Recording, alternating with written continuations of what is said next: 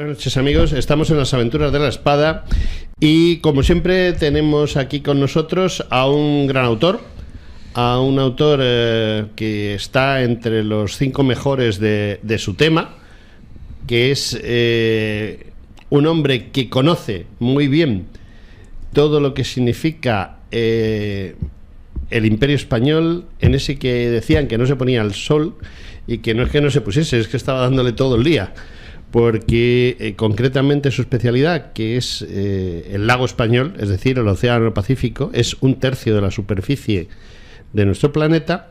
Y bueno, pues tenemos la suerte de contar, igual que hemos contado con Agustín Rodríguez, que hemos contado con el capitán de navío Moyá. Hoy contamos con el 4º, 5º o 6º en discordia, porque aquí hay división de opiniones, que es don Francisco Moreno del Collado. Muy buenos días. Muy buenas. Pues ya he vuelto a decir buenos días, se me ha metido en la cabeza lo del buenos días y no hay manera, y eso lo digo a las 9 de la noche, soy genial. Bueno, pues Francisco Moreno del Collado es un hombre que tiene un currículum tan largo que si nos ponemos a decirlo ya no hacemos el programa.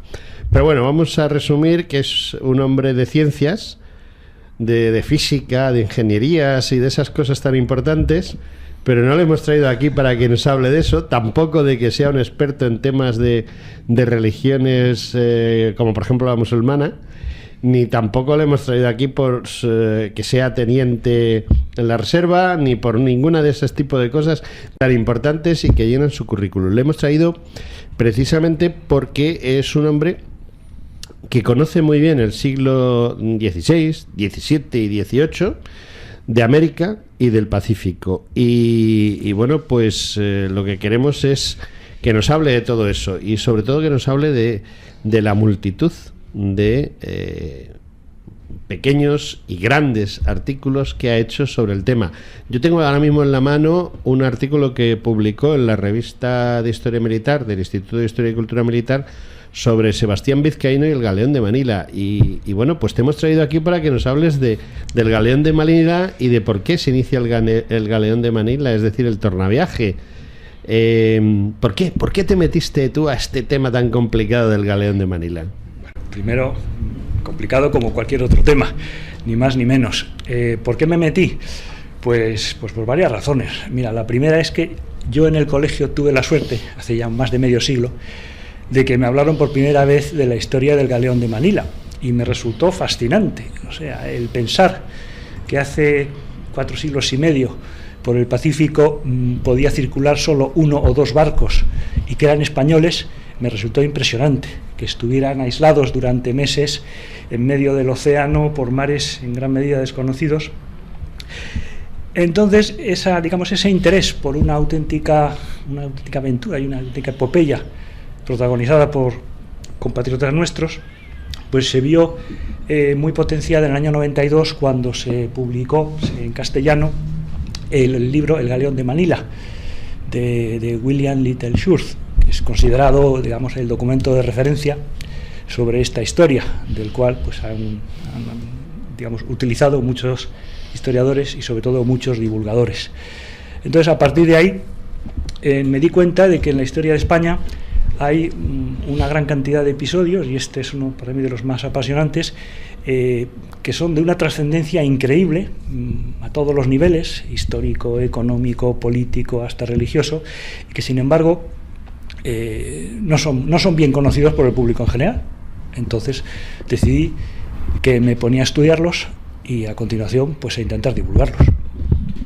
Bueno, yo quisiera que fuésemos pasito a pasito conociendo el tema del Galeón de Manila, que para empezar no solo es el Galeón de Manila, sino que tiene varios nombres.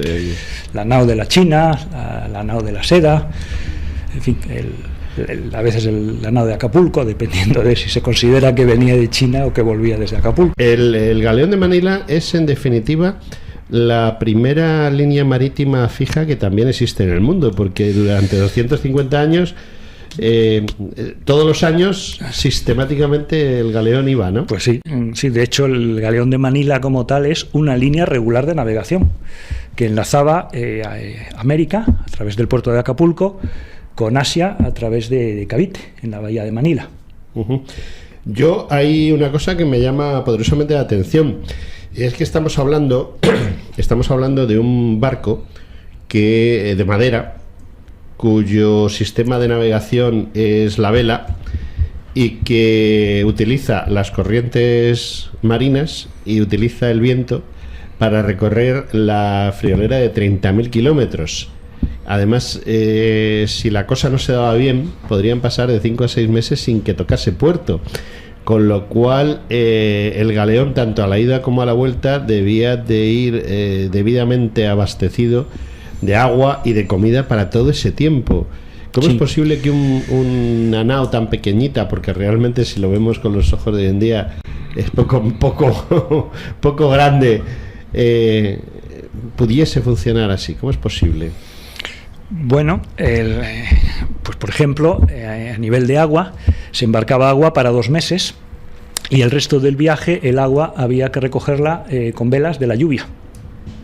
La comida se almacenaba para bastantes más meses. En principio el problema era su conservación, y también lo que se embarcaban eran animales vivos y plantas. De hecho, cuando el galeón de Manila salía de Filipinas, la cubierta parecía un jardín, porque evidentemente en un recorrido que el estándar era 5 meses, pero que podía prolongarse durante bastante más tiempo, pues hacía falta recurrir a mucho ingenio y mucha organización para poder sobrevivir. De todas formas, estamos hablando de la ruta del galeón de Manila. El tramo difícil era el tornaviaje desde Filipinas hasta Acapulco. El otro se hacía en 3 meses de nada. O sea, la ida desde Acapulco a Manila, creo que navegaba hacia el sur primero, ¿no? Para coger el viento y la... Prácticamente luego seguía la línea del Ecuador. Uh-huh.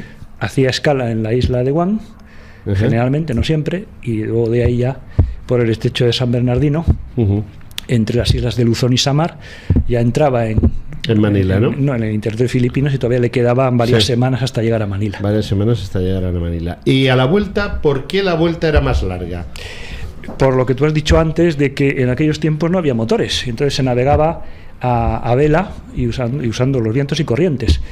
Con lo cual, pues la existencia de los monzones y la existencia en concreto de la corriente del Kuroshio obligaba a navegar bastante hacia el norte. De todas formas, hay una puntualización.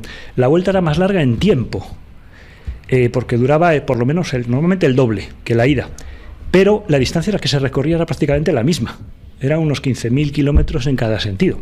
Si tú coges una esfera terrestre y dibujas con un bolígrafo el recorrido tanto de Acapulco a Manila como el que luego seguía para el tornaviaje, te das cuenta que la distancia es prácticamente la misma.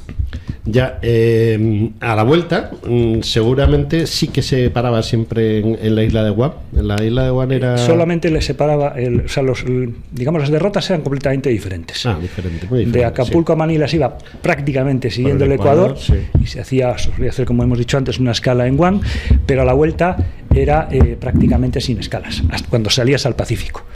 Uh-huh. O sea, de un tirón. No se paraba ni en Guam. No se utilizaban islas como por ejemplo las Hawái, que España las conocía, no la conocían los yanquis, pero sí. El caso de Hawái es muy curioso, porque ahora mismo existen ya documentos suficientes y restos arqueológicos que justifican que eran unas islas que fueron descubiertas por los españoles. Pero se planteaban 2 problemas. El primero es que quedaban al norte de la ruta de la derrota que seguía el galeón para ir de América a Filipinas, y quedaban al sur de la derrota del tornaviaje. Y además, en aquellos tiempos había un verdadero problema para ubicar en un momento dado dónde estabas, en qué punto de la superficie terrestre estabas. Se podía medir la latitud con cierta precisión, pero no la longitud. La longitud hasta finales del siglo XVIII prácticamente no se podía medir. Había que navegar a estima y, en fin, por observaciones astronómicas que no siempre eran fáciles de hacer. ¿Qué es lo que ocurre? Que se cree que las Hawái, digamos, la información de la ubicación de las Hawái se perdió. Hay que tener en cuenta también que las cartas de navegación y los diarios de a bordo de los buques españoles se trataban con bastante secreto, porque evidentemente se pretendía impedir que cayeran en manos de los competidores ingleses y holandeses, sobre todo. Entonces, hay una cosa que a mí me llama la atención, y es que se hiciese esa ruta de 30.000 kilómetros, 15.000 de ida, 15.000 de vuelta, jugándosela como se la jugaban, y no hubiese sido más práctico a lo mejor hacer una ruta a través del Estrecho de Magallanes, o incluso en los buenos momentos en los que la relación con Portugal era buena, a través del Cabo de Buena Esperanza. Pues me temo que no. Me temo que la cosa es una pregunta que yo hago. No, me temo que digamos, muchas decisiones que se toman a lo largo de la historia suelen ser acertadas. Los que los toman tienen argumentos para optar por una alternativa u otra. La razón de la línea del Galeón de Manila es múltiple. Vamos a ver. En primer lugar, después de la expedición de Elcano Magallanes, hubo la expedición de Loaiza. Las dos fueron hasta Asia Oriental a través del Estrecho de Magallanes, y lo que se vio es que era un viaje larguísimo, muy duro, y que aquello no se podía mantener de una forma regular. Bien. Entonces se empezaron a hacer los viajes desde Nueva España. Desde Nueva España ya hemos visto que era relativamente fácil llegar hasta Asia, y la vuelta, aunque costó muchos años encontrarla, y era un viaje largo y difícil, pero era bastante más corto que venir desde La Coruña, como le pasó a Loaiza. Pero luego es que hay otra razón fundamental, es que el comercio del Galeón de Manila, la línea del Galeón de Manila, fue una línea comercial, es decir, se comerciaba entre Asia y América. De Asia, y en concreto de China, se importaban muchísimos productos, sobre todo sedas, porque los chinos ya en el siglo XVI eran capaces de hacer grandes producciones personalizadas para sus clientes y a unos costes reducidísimos. Pero además, los chinos lo que querían es plata. Había habido una serie de cambios legales por el cual todos los impuestos en China debían de pagarse en plata. Y China no producía suficiente plata. ¿Quién era el principal productor de plata del mundo? El Imperio Español de América, Nueva España y el Perú.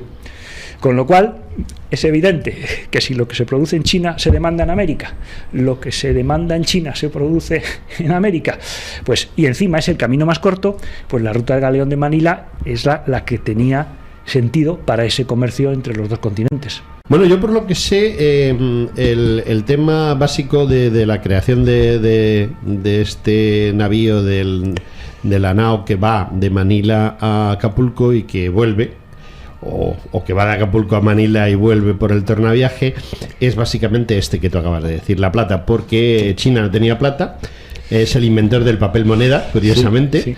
Pero el papel moneda tiene el problema que se llama inflación, y entonces la inflación causada por la excesiva demanda e impresión de papel moneda causó verdaderos desastres económicos en China en el siglo XV, por lo que yo sé. Ellos, la única manera de obtener plata era a través de Japón, que no era precisamente amigos, sino que eran enemigos, pero bueno, el intercambio comercial de plata por productos manufacturados chinos hacía que aquello saliese adelante, ¿no? Luego además es que hay otro factor tecnológico. Es que el I+D y el I+D+I existía en España en el siglo XVI.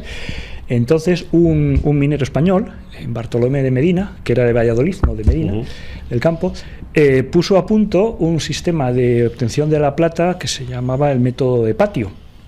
La plata nunca no se encuentra pura en la naturaleza, se encuentra en forma de minerales, entonces tienes que sacárselo a estos minerales. Con el método de Patio de este hombre, de Bartolomé de Medina, se consiguió producir más plata y más barata. Con lo cual, no solamente a nivel de riqueza minera, de existencia de plata en Nueva España y en el Perú, sino a nivel tecnológico, España era en ese momento líder mundial. Si a eso le sumas la tecnología de construcción naval, que eran capaces de hacer, iba a decir barquitos, porque realmente eran barcos pequeños, que eran capaces de estar en el mar 6 meses o a veces hasta 9, y no se hundían. La gente se podía morir de escorbuto, de enfermedades. Sí, ese es un problema, el escorbuto muy grave. De hambre y de sed, pero los barcos normalmente aguantaban. Entonces, claro, era otra tecnología que hizo que el Océano Pacífico, como dice el título de un libro de Salvador Bernabéu Albrecht, otro de los grandísimos expertos sobre este tema, el Océano Pacífico era un océano de seda y plata, pero la seda y la plata viajaban en barcos españoles. Sí, bueno, y la plata era española además. Entonces, es cuando se convierte, esa plata española se convierte en la moneda universal, es decir, en el dólar. ¿El dólar español aparece gracias al galeón? Bueno, vamos a ver, evidentemente la plata... pronto, al principio se pagaba, la plata se usaba para pagar los productos que importabas. Y al principio, a partir del siglo XVI, se pagaba sobre todo con plata en barras. También había unas monedas muy toscas, las llamadas macuquinas, pero pronto se empezó a acuñar lo que llamaban el real de A8 o el peso fuerte, que era una moneda de plata. Además tenía una concentración de plata muy alta. Entonces esta moneda tuvo una grandísima demanda en todas partes, pero sobre todo en Asia. Sobre todo en China, ¿no? Y sobre todo en China, claro. Es que también el galeón de Manila, un inciso, no es solamente el comercio con China, porque los chinos aglutinaban el transporte de mercancías a Manila de Vietnam, de India, de Tailandia, de India, hasta de Persia en ocasiones. Bien, entonces, como decían los chinos, apreciaba mucho esta moneda, y esta moneda se convirtió de hecho en el antecedente del dólar, en una moneda universal. ¿No? Sí, pero dólar es una palabra española, ¿no? ¿O no? Pues no lo sé. Lo que sí sé es que el dólar el real de A8 fue moneda de curso legal en los Estados Unidos hasta hasta mediados del siglo XIX, 1850 y tantos. Y además es muy conocida la historia de que el símbolo dólar, esta S con los dos palitos verticales, se derivan de las columnas de Hércules que aparecían en las monedas españolas. Sí, sí. Bueno, yo tengo varias cosas aquí importantes que comentar. La primera es que el real de A8, que salía de la plata, y la plata se hacía por el método de patio, patio, que es lo que tú nos estabas comentando. Se hizo gracias a un sitio que está en el centro de España y hoy en día es una provincia medio vacía, que es Ciudad Real y Almadén, porque se necesitaba el mercurio que se producía. El mercurio azogue. El mercurio era básico para fabricar esa plata tan pura, era el catalizador, digámoslo así, de toda esta situación. Y si no hubiésemos tenido ese mercurio, que ya se explotaba en época de los cartagineses, incluso antes, pues no se hubiese podido hacer. Y indiscutiblemente esa posibilidad que tenía nuestra plata no la tenía, por ejemplo, Portugal. Es que Portugal lo que no tenía es plata. No tenía plata. No tenía plata. Nosotros, además, la verdad es que hay que reconocer que España tuvo suerte, porque tuvo suerte de encontrar minas de plata, tuvo suerte de tener las minas de Almadén, pero es que también tuvo suerte de encontrar otros yacimientos de mercurio, de azogue, en Perú, los de Huancavelica. O sea, que éramos los máximos productores de mercurio. De plata y de mercurio. Y además, en caso necesario, porque algunas veces, a pesar de los pesares, hubo escasez de mercurio, pues si hacía falta se importaba mercurio de China. Curioso. O sea, en China también había mercurio, pero lo que no tenía era plata. Pero los grandes productores... Ahora, la pregunta del millón. Por ejemplo, has dicho que venían hasta productos hasta de Persia. Pero si es más corto el recorrido desde Persia a Europa en línea recta que darle la vuelta al mundo. O sea, sí, pero pasaban varias cosas. Primero estaba el Imperio Turco, que en gran medida interrumpía el tráfico desde Asia Central hasta el Mediterráneo, o si no lo interrumpía era cobrando unos aranceles que lo hacían prohibitivo. Sí. Por otro lado estaba la ruta portuguesa del Índico, pero esa ruta, a pesar de tener muchos puntos de apoyo en la costa africana o en la misma Asia, era una ruta muy larga y nunca fue excesivamente rentable. Con lo cual, si los comerciantes persas o los tailandeses o los vietnamitas pues eran capaces de negociar a su vez directamente con chinos, y luego los chinos se lo llevaban todo a Manila, pues nos hacían el trabajo. que luego el galeón de Manila embarcaba todo lo que se demandaba, sobre todo en América. Sí. Y bueno, ¿qué productos traía el galeón de Manila? Que creo que eso es muy importante. Bueno, el galeón de Manila transportaba una gran variedad de productos de origen oriental. En los primeros tiempos tenían una gran importancia las especias, que de hecho hemos dicho antes que las especias fue una de las grandes motivaciones para intentar alcanzar el sureste asiático. Pero luego había, por supuesto, temas de artesanía. Se importaba curiosamente joyería en oro, porcelanas, que eran muy demandadas tanto en América como en Europa, pero el principal volumen de exportaciones orientales era la seda. La seda en muy diferentes calidades, desde sedas económicas para gente modesta hasta productos muy lujosos. Por eso decíamos antes que al final el negocio del galeón de Manila se puede resumir en un intercambio de seda por plata. De todas formas, se transportaban muchísimas cosas. Para que te hagas una idea, si has estado en la Catedral de México, hay unas rejas impresionantes en la nave principal de la catedral. Esas rejas se encargaron a artesanos chinos, se cargaron en Macao y se trasladaron a México en el galeón de Manila. Eso te da una idea, digamos, de la variedad de productos que los chinos exportaban. Como hoy en día, lo que quieras, baratito y personalizado. Bueno, el galeón de Manila duró 250 años, más de 250 años, no llegó a los 300, o sea, es una buena cifra, pero me imagino que no sería siempre el mismo. No. El nombre, como te decía al principio, el galeón de Manila es una línea de navegación. Sí. Cada año, 1 o 2 barcos, algún año hasta 4, hacían el recorrido de Manila a Acapulco. Allí descargaban su mercancía, la vendían, cargaban lo que iban a llevar de regreso a Filipinas y volvían. Era una ruta circular que tardaba, pues, al total algo menos de un año. Algo menos de un año. ¿Y qué llevaban desde México? Pues desde México... aparte de la plata, que ya sabemos aparte que es de muy la plata, importante. hay quien dice, con un poco de mala uva, que llevaban plata y frailes. Plata y frailes. Es que hay un... Bueno, realmente en China y en Japón, sobre todo, hay religión católica gracias a España, ¿no? Y a Portugal. Pero eso es otro tema. No, te decía que en el galeón, fundamentalmente, la gran masa que transportaban eran, como digo, la plata y frailes, pero llevaban muchas más cosas y además trascendentes. Por supuesto, llevaban algunas tropas, y colonos, mercaderes, y también llevaron productos agrícolas americanos que se trasplantaron a China. Es decir, ahora mismo todo el mundo piensa que los chinos antiguamente solo comían arroz. Bueno, resulta que los cereales españoles que se llevaron a América y cereales americanos, todo eso luego se trasladó a China. Y eso tuvo implicaciones muy fuertes porque son directamente responsables de grandes incrementos de la población china. Es decir, bastaba llevar unas semillas para cambiar la historia de la nación más poblada del mundo. Nosotros somos culpables de la superpoblación. Bueno, de los orígenes en gran medida, sí. Sí, porque ten en cuenta que el comercio lo que supone no es solo un intercambio de mercancías, es un intercambio de culturas y de tecnologías.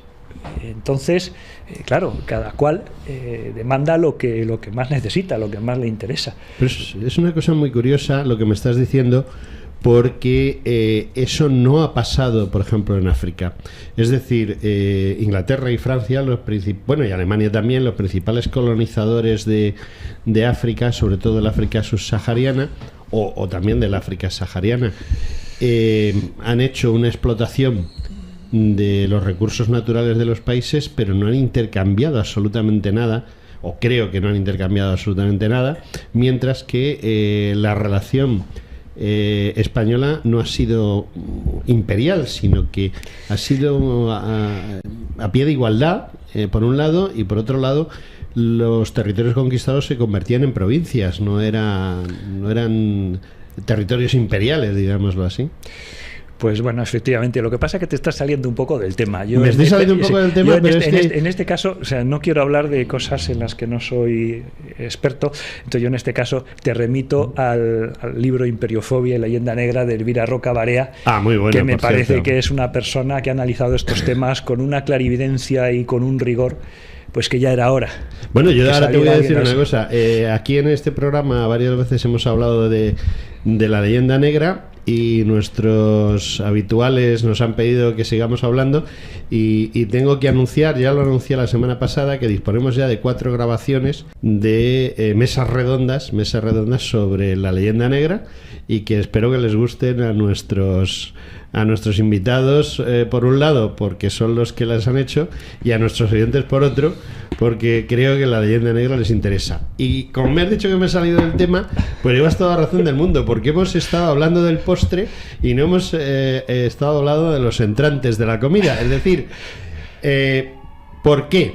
¿Cómo se conoce el lago español? ¿Quién es quien llega a las conclusiones adecuadas de cómo poner en marcha todo esto? ¿Quién explora? ¿Quién lo mueve? ¿Quién mueve todo esto después de que Elcano y Magallanes primero, Elcano después, incluso Legazpi y todo? ¿Quiénes son verdaderamente los que abren estas rutas? ¿Quiénes son los que lo mueven? ¿En qué años lo hacen y cómo lo hacen? Vamos a ver, si no te importa... Una pregunta muy genérica, ¿no? Sí, voy a rebobinar un poco más. Rebobina un poco más. Vamos a ver.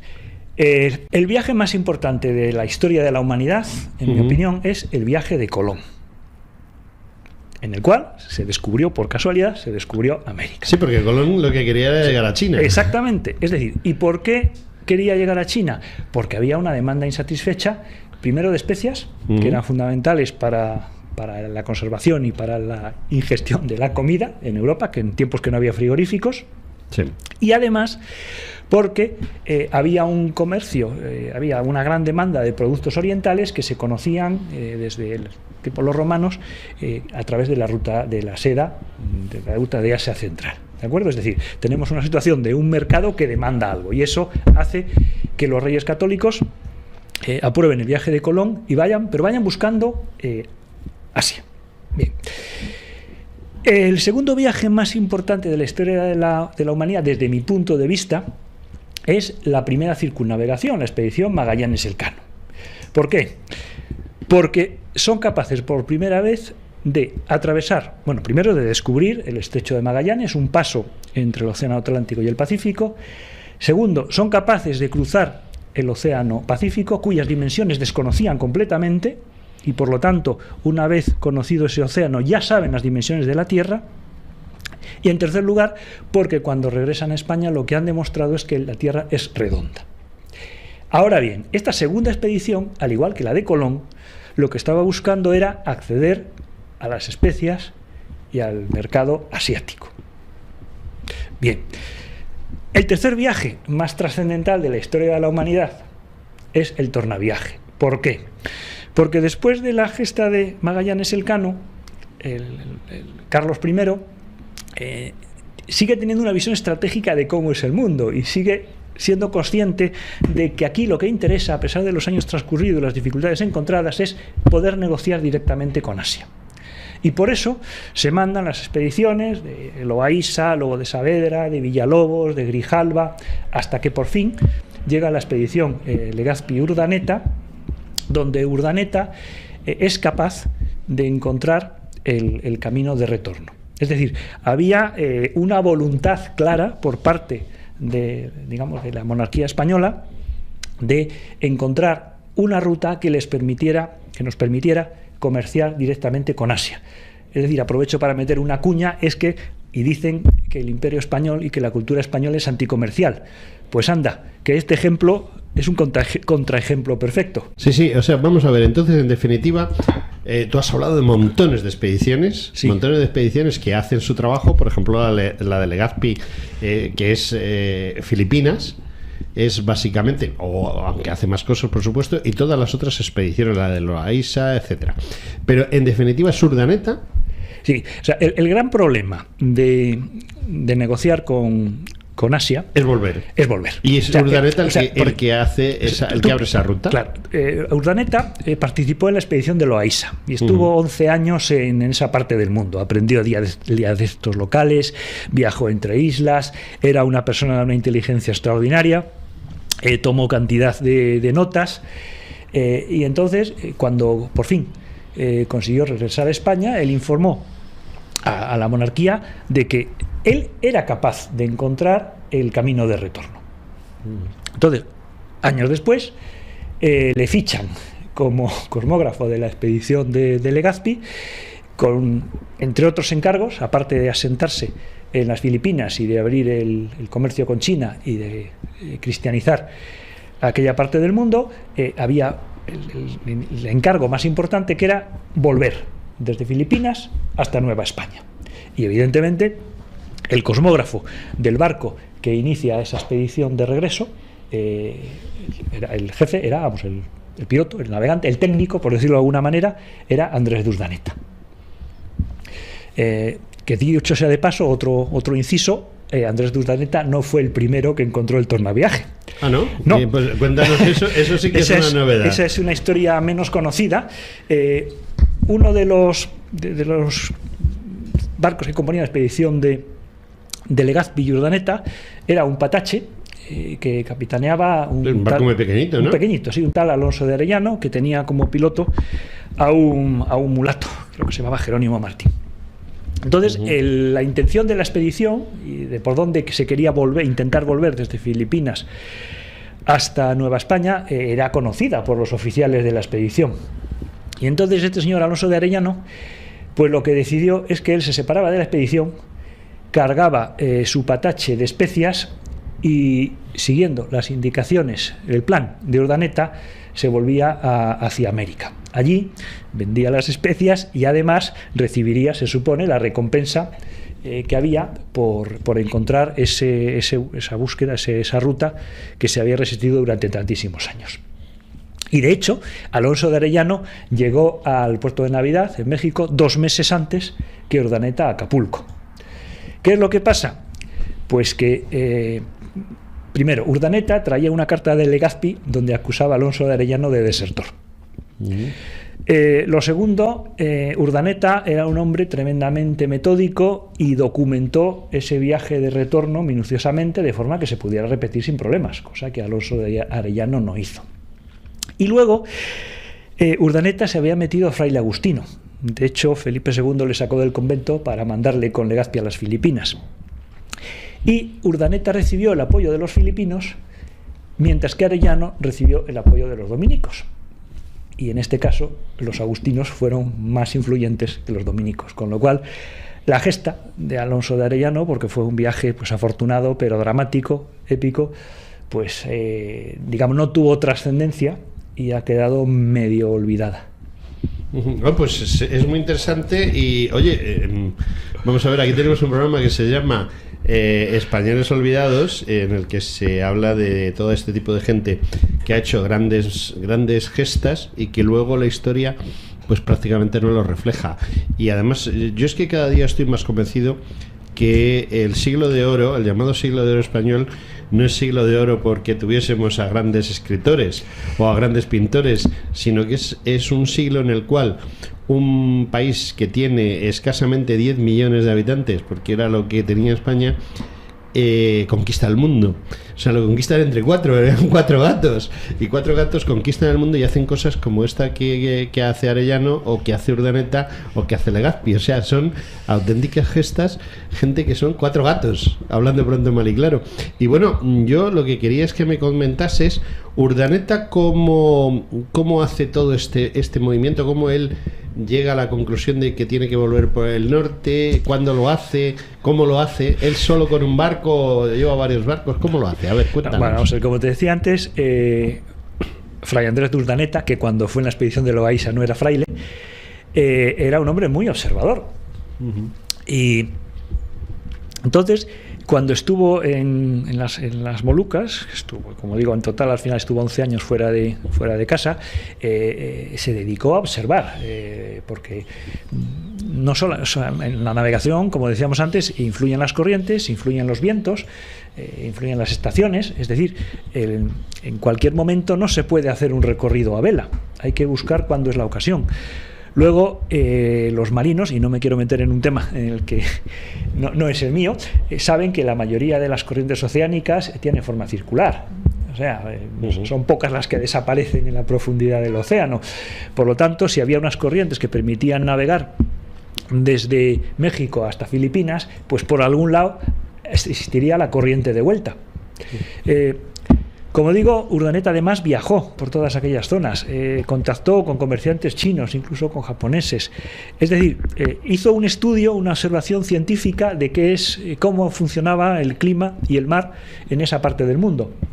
Con lo cual, él elaboró una teoría que se demostró que estaba muy bien hilada, y cuando le tocó ponerla en práctica con la nao San Pedro, pues en 130 días consiguió llegar a su destino.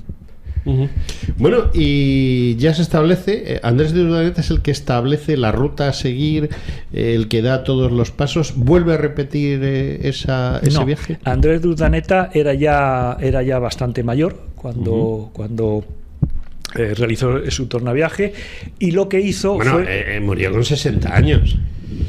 Bueno, es que 60 años entonces no son 60. Claro. Dicen, eres bastante mayor, yo tengo 64, sí, me acabas de chafar. O sea, pero es que estamos hablando del siglo XVI. Sí. Eso es una cosa que quiero que comprenda la gente. Quiero que comprenda la gente que 60 años de ahora no son 60 años hace 4 o 5 siglos, que hoy tenemos electricidad, que hoy nos vamos a la pared y abrimos un grifo, y que eso de abrir un grifo les llama mucho la atención a los inmigrantes del centro de África, o lo de que se enciendan las bombillas, ¿no? Y eso entonces pues no existía. La gente incluso llegaba, y me sospecho que Urdaneta en alguna ocasión le habrá pasado también, llegaban a comerse las ratas de los barcos, sí. Porque no había otra cosa que comer. Y el cuero que forraba los mástiles. Entonces, cuando me has dicho, es que Urdaneta era muy mayor, murió con 60 años, por lo que yo sé, ahí te he sorprendido, tú no sabías que yo conocía algo de Urdaneta. Lo cierto es que él, después de hacer el tornaviaje, hizo algún otro servicio a la corona. Sí, vamos a ver, mira, hay otro tema. No sé si lo has dicho al principio cuando estabas haciendo un resumen de mi currículum. Yo soy jefe, o he sido muchos años project manager, jefe de proyecto, ¿no? Sí. Entonces, eso de project manager queda es como lo del whisky on the rocks. Algo así. Queda entonces, muy británico. Yo una cosa que he admirado, de las muchas que he admirado de Urdaneta siempre, es que el hombre no solo ejecutó su proyecto, sino que lo acabó muy bien. Porque y luego supo venderlo. No te cuento. Tú sabes que el problema de los grandes proyectos no es pergeñarlos, no es hacerlos, es acabarlos. Hasta una reforma en casa. Hay que acabar las cosas bien. Entonces, Urdaneta, cuando regresó a México, entregó su documentación y fue agasajado, no se quedó allí. Se volvió a España, a Valladolid, y presentó sus detalladísimos informes de todo lo que había navegado, lo que había anotado, lo que había descubierto. Es decir, acabó su proyecto, y a partir de allá se volvió a su convento, y muy pocos años después falleció. Pero para mí es un gran mérito, porque no se quedó en el éxito puntual de haber regresado a México, que por cierto regresó al puerto de Acapulco, no al puerto de Navidad donde habían salido. Entonces no lo dejó a medias, lo acabó, que es una característica que yo valoro mucho, porque es un poco va en línea con lo que tú dices. O sea, las cosas hay que venderlas. Y él supo venderlo. Si tú no lo vendes, pues se queda con la gloria a otro, o no se aprovecha. O no se aprovecha, sí. No, hay casos curiosos, y además yo conozco un caso curiosísimo de un señor que ha inventado un motor marino que tiene un rendimiento excepcional y tal. Él lo ha patentado, y a nadie le interesa, precisamente porque tiene un rendimiento excepcional, y hoy por hoy pues no interesa. Interesará dentro de 20 años a lo mejor. Y volviendo a Urdaneta, a mí lo que me llama la atención de todo esto es que yo he estado mirando las biografías un poco por encima, eso sí, pero la mayoría de las biografías de la época, y bueno, realmente son gente de las provincias vascongadas, porque para mí no existe otro nombre, sino provincias vascongadas, y concretamente los guipuzcoanos, los que se llevan el gato al agua de todo lo que es el Pacífico, ¿no? Porque Urdaneta era guipuzcoano. Era vecino de Elcano. Por Sí, eso sí. por eso fue una expedición de Loaiza. Sí. Era De Villafranca, me parece. de Villafranca de Ordicia. No De sé cómo se Ordicia, llama sí, ahora sí. porque le han cambiado Está de nombre al sur 3 de veces. Guipúzcoa, Sí. hasta el sur de Guipúzcoa. Sí, Elcano era de Guetaria. Bueno, eso está en el mar. Sí, pero las distancias son muy Las pequeñas. distancias son pequeñas. Las provincias vascongadas son como Bélgica, es una cosa muy chiquitita, andar muy por casa, ¿no?